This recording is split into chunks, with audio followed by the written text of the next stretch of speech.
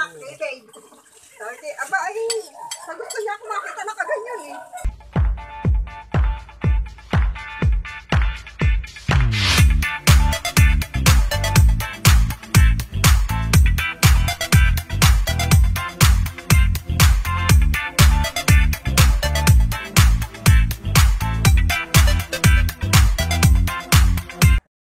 Good morning everyone!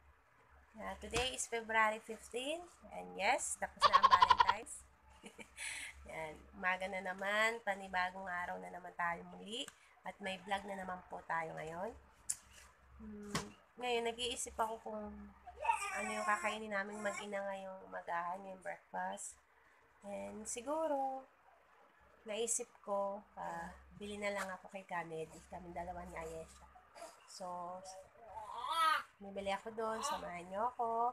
And ipapakita ko sa inyo kung ano yung mga tinda nila at kung ano ang bumili namin ni Ayesha for our breakfast. Nakalabas na po kami ni Aye. Bibili po kami ng pagkain kay Kennedy. Tsaka pang ulam mamayang tanghali.